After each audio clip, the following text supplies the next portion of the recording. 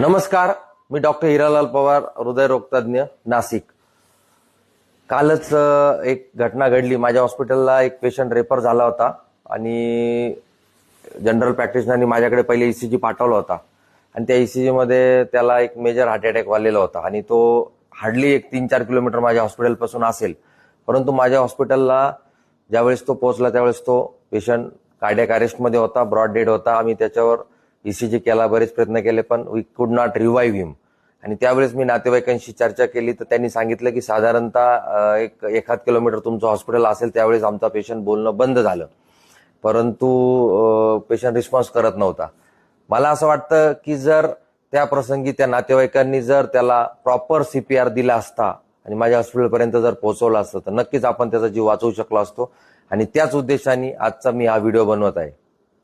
Sudden cardiac arrest म्हणजे जो माणूस आधी नॉर्मल असतो आणि अचानक कोलॅप्स होतो, आणि अशा व्यक्तीला जर आपण योग्य प्रकारे योग्य गाईडलाईन प्रमाणे जर सीपीआर दिला तर नक्कीच आपण त्याचा जीव वाचवण्यात यशस्वी होऊ शकतो. रिसेंटली आपण न्यूज चॅनलमध्ये बघतोय ज्या सेलिब्रिटीज आहे, आता रिसेंटली शेफाली जरीवाला, सिद्धार्थ शुक्ला, म्हणजे असे बरेच जे सेलिब्रिटीज आहे त्यांचे सडन कार्डियक अरेस्टने मृत्यू झाल्याचं आपण बघितलंय. तर त्यावेळेस आपण थोडंसं या बाबतीत जागरूक होतो. भारतामध्ये साधारणतः एका वर्षामध्ये 7 लाख लोकांना सडन कार्डियक अरेस्ट होतो आणि त्याच्यापैकी फक्त लेस दॅन 5% लोकांना योग्य प्रकारे सीपीआर मिळतो. तर मला असं वाटतं की सीपीआर हा कॉमन पब्लिकला माहीत झाला पाहिजे, कारण जे काही सडन कार्डियक अरेस्ट होतात त्याच्यातल्या 70% कार्डियक अरेस्ट या घरांमध्ये होतात, 20% पब्लिक प्लेसेसमध्ये होतात आणि फक्त 10% कार्डियक अरेस्ट या हॉस्पिटलमध्ये होतात. त्यामुळे कॉमन पब्लिकला सीपीआर हा आलाच पाहिजे योग्य प्रकारे आणि योग्य गाईडलाईननी. आता आपण सीपीआर कसा केला जातो आणि त्याच्या स्टेप्स काय असतात हे जाणून घेऊयात. सगळ्यात महत्वाचं सीपीआर मध्ये ऍक्ट नाऊ याचा अर्थ असेसमेंट, त्यानंतर कॉल फॉर हेल्प आणि ट्रीटमेंट, हे 3 पार्ट असतात. त्याच्यामध्ये असेसमेंटमध्ये आपण त्याच्या 3 गोष्टी बघतो. सगळ्यात पहिले जी आहे ती आपण पेशंट रिस्पॉन्सिव्ह आहे किंवा नाही या गोष्टी बघतो. त्यानंतरून आपण दुसरं जी गोष्ट बघतो, पेशंट ब्रिदिंग करतो किंवा नाही करत हे चेक करतो. आणि तिसरं महत्वाचं म्हणजे आपण त्याची पल्स चेक करतो. तर सगळ्यात महत्वाचं आपण ज्यावेळेस पेशंट रिस्पॉन्सिव्ह आहे की नाही आपण पेशंटला आपण टॅप करतो. जसं आपण विचारणार भाईसाब किंवा बाबा उठा, किंवा आपण त्याला त्याच्या छातीला मारू शकतो, बाबा उठा, बाबा उठा, असं आपण करू शकतो. त्याने आपण बघू शकतो जर पेशंट रिस्पॉन्सिव्ह असेल तर तो लगेच हालचाल करेल किंवा आपल्याला आवाज देईल. जर त्यांनी कुठलाही रिस्पॉन्स केला नाही तर आपण त्याची नेक्स्ट स्टेप म्हणजे त्याचं ब्रिदिंग चेक करतो. ब्रिदिंग चेक करण्यासाठी आपण त्याचं रेस्पिरेशनमुळे त्याची छाती वर खाली हलते की नाही ते बघतो. आणि दुसरी जी मेथड आहे ती आपण कान लावून त्याचे श्वास येत आहेत की नाही ते ऐकू शकतो. त्यानंतरून तिसरं महत्वाचा जो पार्ट आहे त्याच्यामध्ये आपण चेक पल्सेस.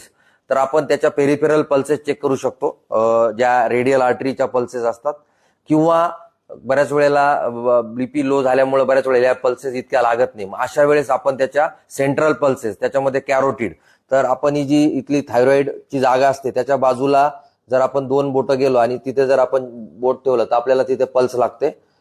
आणि सिमिलरली इकडे राईट साईडला, तर याने आपण त्याची पल्स चेक करू शकतो. तर ह्या 3 गोष्टी चेक करणं अत्यंत महत्वाचं आहे आणि हे सगळं स्पीडली व्हायला हवं, त्याच्यात बिलकुल वेळ नको जायला.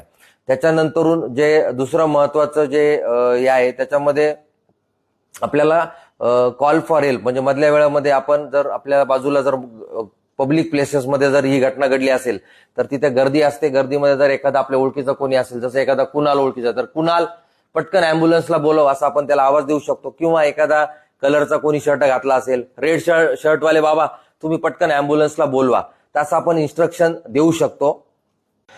आता जो ऍक्ट नाऊ मधला जो टी आहे तो म्हणजे ट्रीटमेंट, म्हणजे आपल्याला आता सीपीआर करायचं आहे. तर सीपीआर करताना हे जे स्टर्नम बोन असतं सेंटर ऑफ द चेस्ट, त्या स्टर्नम म्हणजे ब्रेस्ट बोनचा जो लोअर 1/3 पार्ट असतो तर त्या पार्टमध्ये आपल्याला सीपीआर करायचा असतो. आपला जो राईट किंवा जो डॉमिनंट हँड आहे तो आपण व्हर्टिकली त्यावर प्लेस करतो. त्याच्यामध्ये आपण इंटरलॉक करतो लेफ्ट हँडचे फिंगर्स आणि साधारणतः 2 इंच डीप जाईल या प्रेशरने आपण त्याच्यावर कॉम्प्रेशन देतो. आणि हे जे कॉम्प्रेशनचं जी या प्रकारे आपण ते कॉम्प्रेशन देतो. हे एका मिनिटात साधारणतः 100 ते 120 कॉम्प्रेशन झाले पाहिजे, म्हणजे एका सेकंदाला 2 कॉम्प्रेशन. आणि हे कॉम्प्रेशन आपल्याला कंटिन्यू करायचे. या प्रकारे आपण ते कॉम्प्रेशन कंटिन्यू करायचे.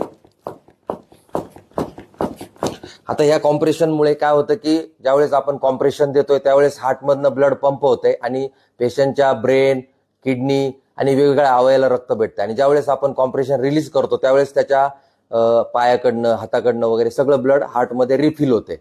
आणि ह्या गोष्टींमुळे काय होतं की पेशंटचं न्यूरोलॉजी, किडनी वगैरे या सगळ्या ऑर्गन्सवर फंक्शनिंग राहतात, त्याला प्रॉब्लेम येत नाही. तर हे असं सीपीआर करताना आपल्याला साधारणतः 2 मिनिटानंतर आपण थकू शकतो. तर अशा वेळेस आपण हेल्प म्हणून ज्याला कोणाला सीपीआर येत असेल तर त्याची आपण मदत घेऊ शकतो आणि थोडी रेस्ट घेऊन आपण पुन्हा सीपीआर करू शकतो. आता तिसरं महत्वाची गोष्ट आहे की बऱ्याच वेळेला ब्रिदिंगचा पण एक कॉम्पोनंट असतो, त्यामुळे आपण 30 कॉम्प्रेशन नंतरून पेशंटला ब्रिदिंग देऊ शकतो. बऱ्याच वेळेला कोविड नंतरून बरेचसे इश्यू झाले होते, त्यामुळे ब्रिदिंग जरी नाही केलं आपण किंवा तुम्हाला जर कम्फर्ट वाटत नसेल ब्रिदिंग द्यायला पेशंटला, आपण माउथ टू माउथ ब्रिदिंग देऊ शकतो या प्रकारचं. परंतु जर आपल्याला कम्फर्ट लेवल वाटत नसेल तर तुम्ही सीपीआर कंटिन्यू केलं तरी चालू शकतं. आणि सीपीआर कधीपर्यंत कंटिन्यू करायचं?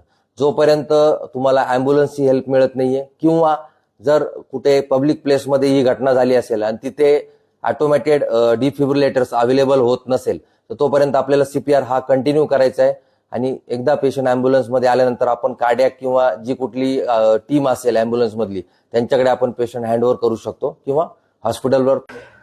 तर ही जी सीपीआरची माहिती मी शेअर केली आहे ही प्रत्येकाने जर आपल्या फेसबुक पोस्टला शेअर केली तर आपण मॅक्झिमम लोकांपर्यंत ही माहिती पोहोचवू शकतो. आणि जर तुम्हाला सीपीआर बद्दल काही प्रश्न असतील तर तुम्ही कॉमेंट बॉक्समध्ये विचारू शकता. धन्यवाद.